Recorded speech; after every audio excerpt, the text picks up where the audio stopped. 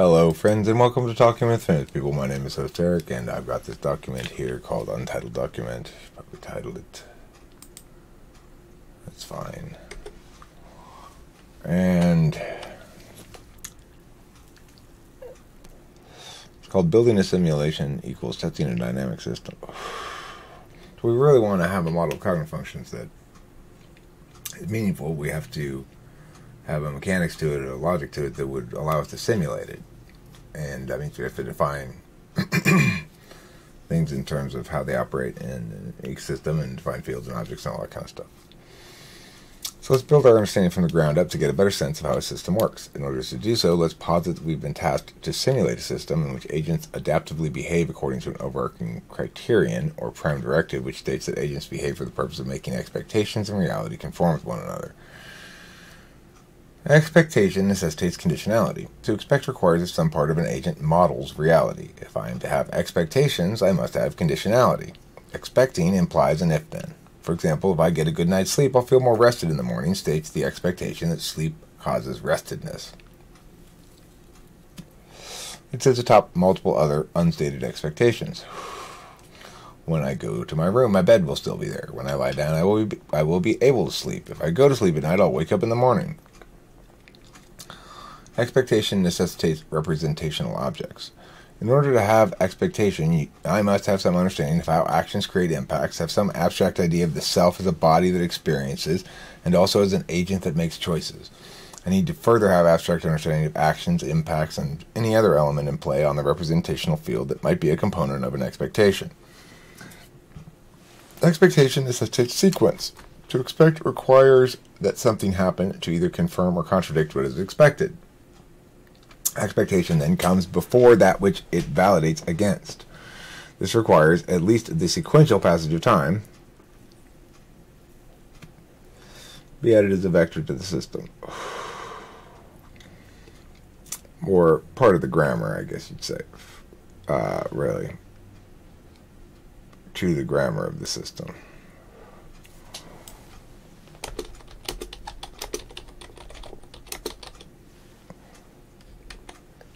To call something an expectation is to acknowledge that it is somewhat less than a certainty, which requires that there be instances where an expectation proves unreliable. This is to say that there must exist something that turns an expectation into a memory, one way or another. Expectation necessitates experience. Thus does the distinction between expectations and reality require at least two distinct fields. One where expectations reside, and the other where reality is experienced. The first is abstract, and the second concrete. The former an aspect of the agent that anticipates experience, metaphysical or representational, and the latter an aspect of the agent that experiences experience, physical or experiential. So anticipate or experience. Experience necessitates externality as a locus. Note that experience deviating from expectation further requires that at least some experienced reality be experienced as external to the agent, such that such experience be at least somewhat subject to the agent's control, and also that it be somewhat outside the agent's control, and therefore only ever imperfectly represented by the agent. All those things are necessitated for the system to function. Metasystem dynamics. Our system is already getting cluttered. We now have two fields, several vectors, a class of object called a field, a class of object called an agent. Before we can go further, then we need to do a couple of things. Foremost, let's talk about what comprises a good system architecture. We'll want to populate our system with the smallest number of components that will allow it to work. We're ideally creating something that can be simulated, so we want to keep our programming language lean and powerful. The goal in creating any such system is to have it cascade from very few axiomatic principles, as all axiomatic principles necessarily constrain everything that follows from them. Concurrently, let's operationalize our terms. This means we must define them such that we can establish clearly when something is not an example of an expectation or reality. To do so, we'll need to explicate the grammar of the system. This means establishing object fields, values, agents, functions, and defining them back in terms of the prime directive. Agent table. There are four preconditions to going further that ought to be established. We're operating under a basic premise here that won't get talked about much going forward, so let's be clear about it now. Four of these terms comprise the whole of the agent, or rather define an agent in terms of its impetus within the system. The fifth term is an operationalized definition of agent. So here are the terms. Expectation. Expectation is an assumption upon which decisions are predicated. Its locus is representational field, and it's simply a part of the agent. The constraint is that it's known, and it's conditional because it's an expectation. Reality, that which an agent will experience as expected or unexpected. It's in the experiential locus. It's part of the agent again, and known and unconditional. Conditionality, the abstract representation of causality, whereby actions, impacts, objects, values, and conditions are all rendered discrete elements by describing their relations in terms of sequence and truth value. Conditionality comprises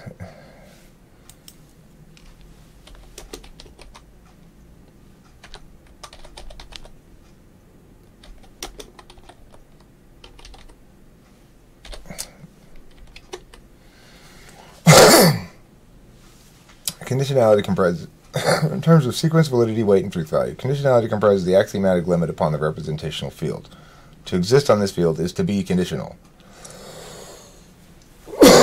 So that's the defining trait of something. An object on that field has to be conditional, and anything that is conditional is on that field. Experience. Although aspects of being might be said to comprise experience, although all aspects of being might be said to comprise experience, here we will limit the term such that it refers to those aspects of being that are neither communicated nor precisely communicable. These are the things on the experiential locus, still part of the agent. So these are sort of things that are implicit to the agent that are not really precisely elements of the system, although conditionality is the grammar, so to speak, of the representational field, as experience is the grammar, so to speak, of the physical field. Really, they're both aspects of being that are foundational upon which, it's like upon which agency predicates or something. Experience, although all aspects, experience and language are exclusive, so experience is not represented. Stuff that is not represented or not representable. Agent. An agent is that which develops and refines a conditional representation of reality such that experience attains better consonance with expectation.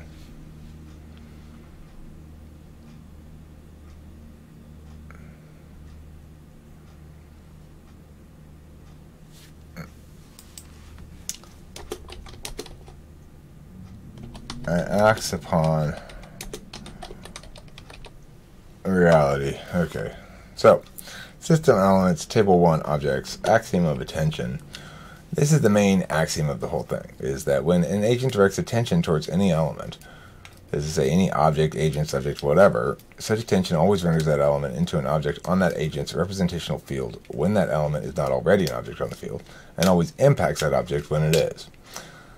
Explanation. Attention to elements on the experiential field may additionally impact the experiential object. If this experiential impact is attended to, however, the first part of the axiom still applies. If it's not, then the impact does not become any part of the agent's reality. In other words, attention never does nothing, and sometimes does more than one thing. Attention that's never externalized nevertheless has impacts upon the representational field. Attention that is externalized impacts to at least some degree on both fields. Axiom of specialization. Agents direct attention to better attain conformity between reality and expectation, because to be is to attend, and because attention is finite, and because attention manifests along channels in accordance with 4 roles comprising the 2 basic strategies, and because identity comprises cumulative and adaptive being across time, and ontological processes naturally and inevitably produce agents expressing one of 2 possible basic configural strategies. That is to say, because of a bunch of stuff that I established, they're basically observations. Because of these observations, the following 2 strategies are necessarily the 2 strategies that people want. People take 1 or 2 strategies. One is assume that one acts upon dynamic systems interactively, responsibly with a static set of tools. Or 2, assume that one acts proactively, reactively upon a static system with a dynamic set of tools. Explanation. The interactive strategy invokes involves knowing and interfacing functions, while the pro-reactive strategy involves action with deliberation functions. The alternate strategy is also within any agent's willful capacity to. I don't think that 2 is redundant. It's a double mistake sentence. But habit and the defining force of the prime directive compel all agents to manifest one of 16 discrete configurations. In total, each configuration represents a possible permutation. Each strategy involves manifesting one half of the strategy, one function, as serving the other. And so you can switch those on one of 2 possible fields. And these permutations are constrained by the fact that each must express one of the 2 basic strategies as the primary willful expression of self. Each must further express the other strategy as the less comfortable willful expression of self. The configuration represents the agent's attentional specialization or habituated channels of attention that define who the agent is and how he or she approaches problems. These habits develop as modalities of being as a person ages. Whether this development comprises growth or increased non-optimality depends on the nature of the expectations. So everybody evolves in their understanding of their own attentional channels and their expression of being through those attentional channels. But whether or not that evolution is an evolution or a devolution depends on the quality of the expectations and the strategy they're taking in the context of a lot of different things. Let me pull this bottom right.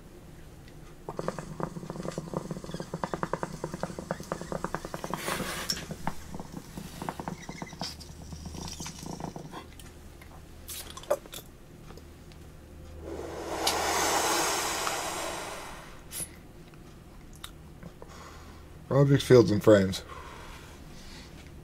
Physical objects, stuff in space, unconditionally extant, can activate attention. If I bang my knee into something that I'm not aware of, it will demand my attention, right? So it can impose upon me. I do not need to pay attention for it to exist. Distinct because of attributes measurable or experienceable by the senses. Metaphysical object, ideas, songs, concepts, shit like this. Conditionally extant. It must be activated by attention. Somebody's got to watch it for it to be realized as an entity. Distinct only because of identity. Only impactful directly on the representational plane, although most metaphysical objects also impact sort of indirectly, I guess, on the physical plane. So if I listen to a song, I'll feel emotions, for example. Agent. Agents are objects, like anything else. Remember, everything can be rendered into an object. Everything is necessarily rendered into objects in the representational field once they're attended to. So agents themselves being attended to are objects. Concurrently, that express as attention directed by the execution of functions upon problems. So agents are objects existent or extant on both fields concurrently that express as attention directed by the execution of functions upon problems. Subjects. Agents taking action upon another object on a given field. They're referred to as subjects in that context because they're agents in action. The self is an agent, an object that expresses attention, and a subject, an object that acts upon other objects. That is to say, not all attention is active. Some of it is deliberative. Some of it is knowing or whatever. But whenever we're talking about it, we're going to be talking about it agents as subjects. Because if we're talking about the thing, then we're rendering it into an action or a form of being, an expression of being across time in the representational ecosystem. A problem. Any object towards which an agent directs attention is what we'll call a problem. So it doesn't have to actually be a problem. It could be a good thing or whatever, but it's just a problem refers generally to things that you encounter. Representational field. The aspect of an agent whereby communicative and non-communicative events exist as communicable and conditional objects of analysis and identity. So everything that is either communicative or non-communicative gets rendered into objects and thought about. Experiential field. The aspect of an agent that actualizes in real time that about which the agent had established conditional expectations.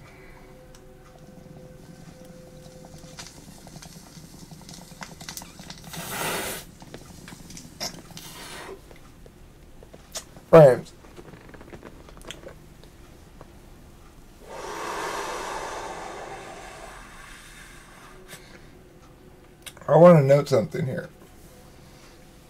Experiential field and representational field are both aspects of the agent. It's a mistake to think of it as the self in the world.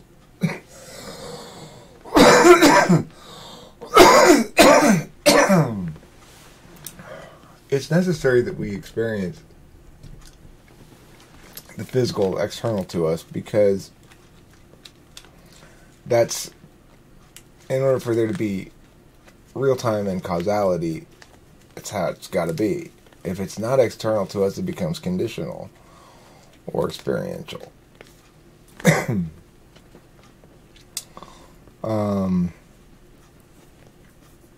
But that doesn't mean that the experiential field is external and the representational field is internal. The representational field is within the agent, but the experiential field is the agent's concretization of the physical world. And yeah. Frames. Frames are subfields. A classroom is a subfield of the experiential field. It's an actual physical space. So in that regard, the experiential field includes physical spaces.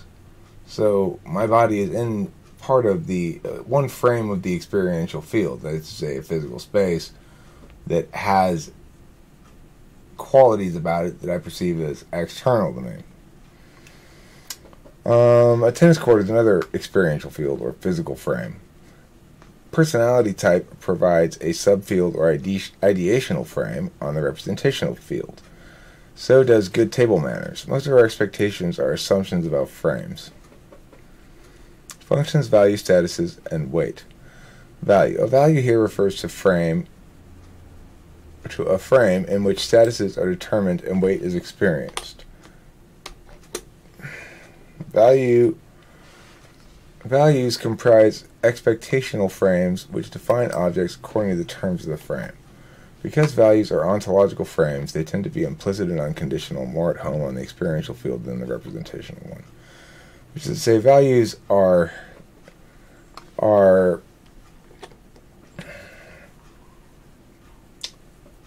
general miniature ecosystems of validation that we say, okay, well, these are core unshakable axiomatic conditionalities, so to speak, because they're rarely actually, I mean, they're not really axiomatic, and they are conditional, but we view them as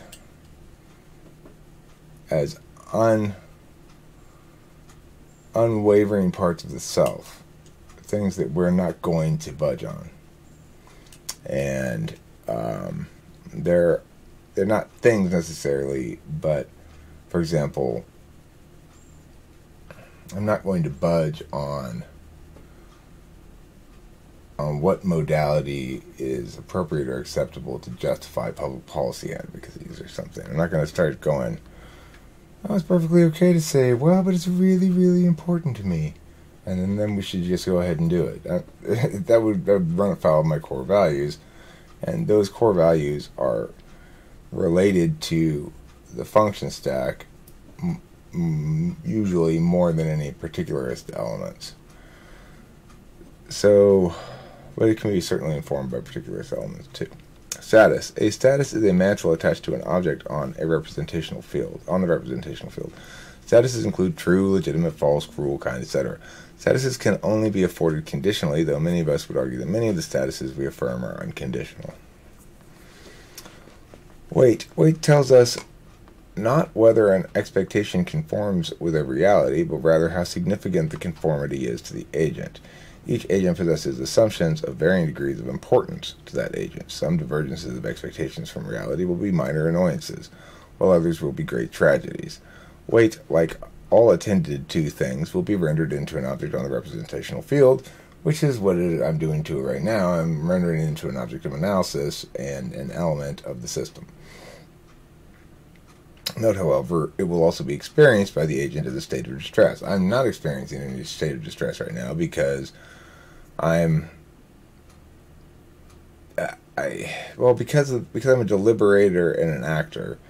I've deliberated about this a lot, so my expectations are pretty solid. That I know where it's subject to some critique, and I know where it's not really. I know that if it is subject to critique in areas where it ought not be, then I'll defend in certain ways. I mean, I don't even have to really know those things, right? I've deliberated about it enough that I'm confident in my deliberative conclusions that if challenged upon something specific that I've already considered, even if I haven't already laid out the justifications for it. So I don't.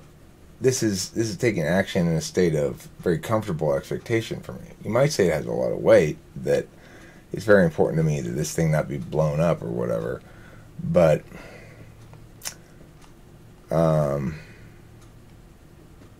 it'd be pretty hard to blow it up. I mean, that's what it comes down to. It's like, I guess it would cause me distress because I have a hard time believing that this can be blown up entirely. Like the idea of cognitive functions and the fact that it's a sensible enough way of modeling human. You know, because it's like, that's what we're talking about, right? We're saying, is this a sensible or a not sensible way of modeling human being? Of explaining similarities and differences between people, for example.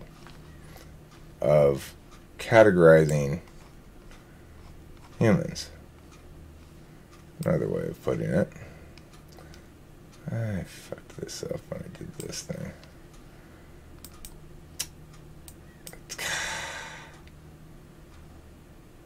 Okay, good. Now I just have to go like this. But it's still too far though. Freaking goddammit.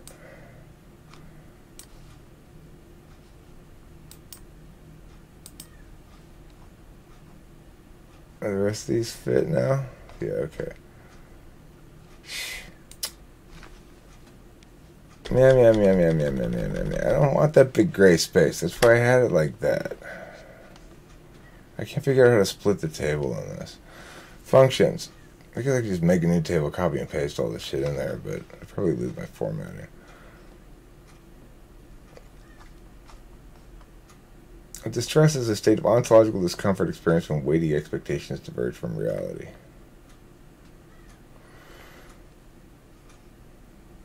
I mean, one of our more weighty expectations is that we not be in physical pain.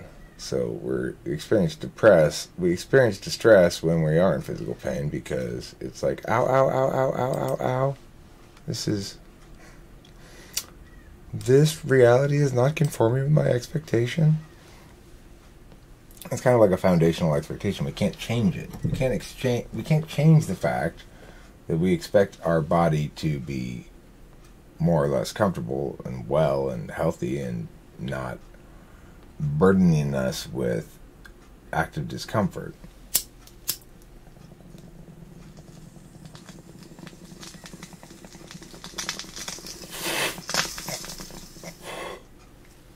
You could call that a physical expectation.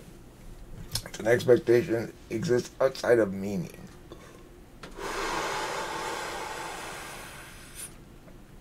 So I guess that would sort of violate something I said earlier in this.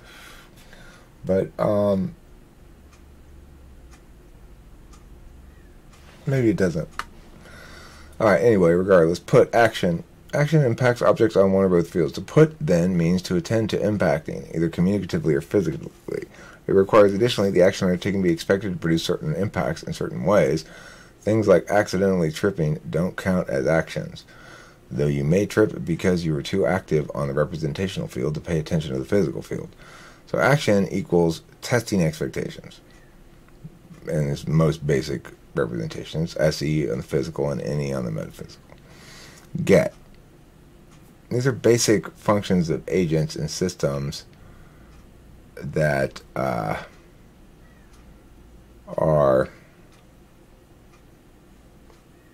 and things that have to do shit, you know.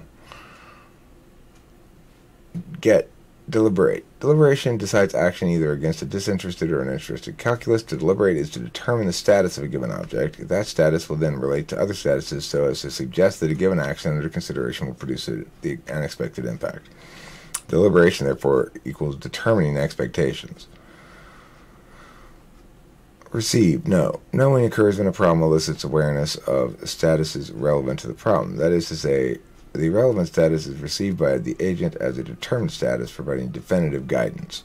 Known statuses are those the agent experiences as settled and needing no deliberation or no further deliberation. So once an expectation has been deliberated about and determined in full, then presumably it becomes known.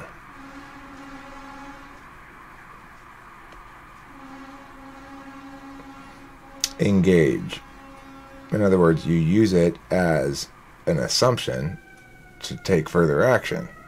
So when I know that FE refers to social graces and stuff, well, then I will use that information to build further ideas off of it and stuff. Okay, so knowing equals expecting. It's just the same thing as expecting. There needs to be some sort of instance of expecting for there to be an expectation. And there needs to be some realization or manifestation or sudden acknowledgement of the fact of that comprises the state of being called knowing. Last we have engage, interface. This one's a tricky one to explain because it would seem like all you need is put, get, and receive. You don't really need interface. But to explain it, I wrote this paragraph. Interface functions assume the agent deals with a dynamic system and that the dynamism of that system will determine the frame. Because the frame is presumed bilateral instead of unilateral or universal, action is responsive to the action of the other system and subject to constraint in that any action must be legal in both of the subframes comprising the bilateral frame of interface. And what this means is that I can be, if my TE is going to be effective, then it has to actually work as well as be very insightful about the logic of the thing that I'm dealing with. In other words, there's no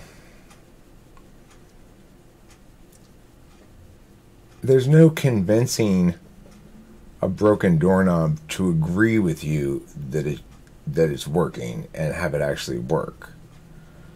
There's a difference between having it work and not. There's no way to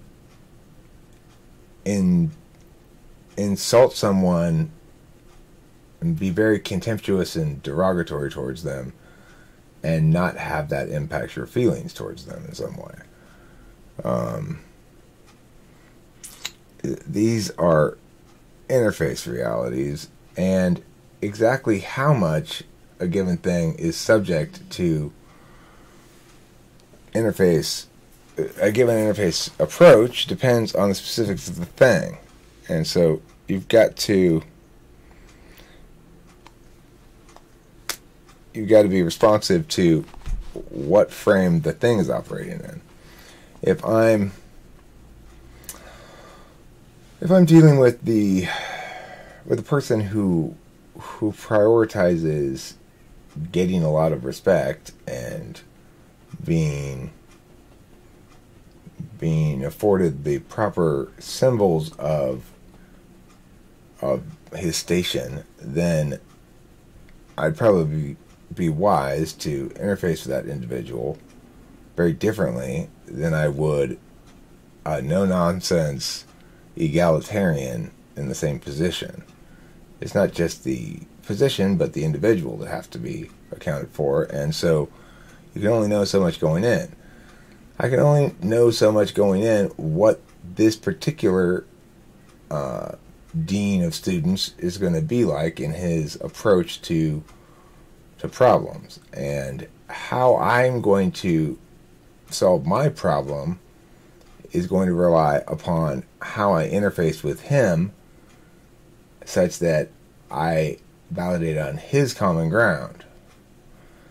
Now, that's an FE sort of understanding of the situation.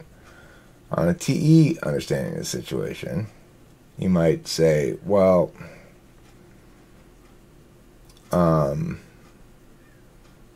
I'm going to the dean because I need him to check off this thing on this paper. I'm not going there to sell him on anything. I've done all of the steps I was supposed to do ahead of time, and thus I should reasonably expect that the dean will provide me the required signature without any attending to him and his feelings at all.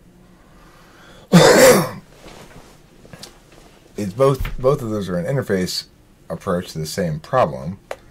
The latter attends to the realities of the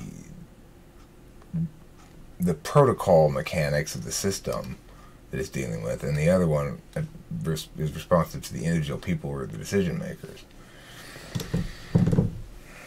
But you can see that if I'm going to go try to influence the individual decision maker, I'm going to have to determine what sort of things he's responsive to. Some people are pretty responsive to flattery, other people not at all. Some people are, like, I'm much more responsive to you making good, convincing logical arguments. If you can make a bunch of convincing logical arguments and withstand some scrutiny, then I'm likely to side with you regardless of what's popular or what is good for me or whatever. But if you come and try to kiss my ass, then I'll just assume you must not have a very good case, and I'll probably rule against you. So that's just me and my way.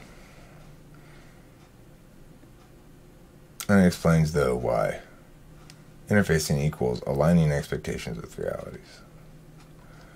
And I guess that's the end of this video.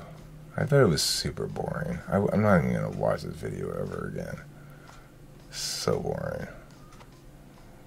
I don't know why I make shit like this. I just get a bug on my ass and just all of a sudden I spend fucking 6 hours or something on it. I mean,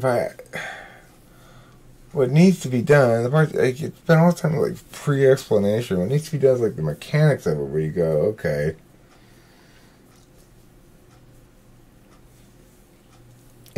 a given agent of this configuration will interact with the environment as follows, and then describe the. Well, okay, yeah, maybe I'll get to it. I don't know. I'm feeling all of a sudden like, how fucking annoying, how complicated. It's not really complicated though. But I mean, that really should be the test. I don't know. My NI is turned off or something right now. I can't tell what I think. I don't have any FI, so I don't know what's going on with my feelings at the moment. And I mean, this is articulating stuff that I've sort of articulated before, but it's framing it to the prime direction, which is worth doing, and it's giving some guidance on what a bag of poop would look like if it were completely full of poop. It would look like a cube.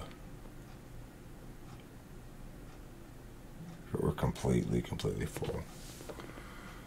And then the final goodbye, I'm going to send you guys out with a little tambourine song. Okay, I'm gonna turn this down because the tambourine makes it peak, you know.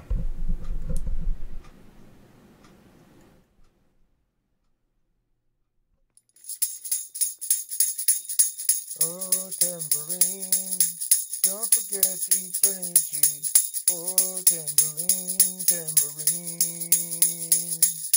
Oh, tambourine, don't forget to eat plenty cheese. Thanks for watching this video from me.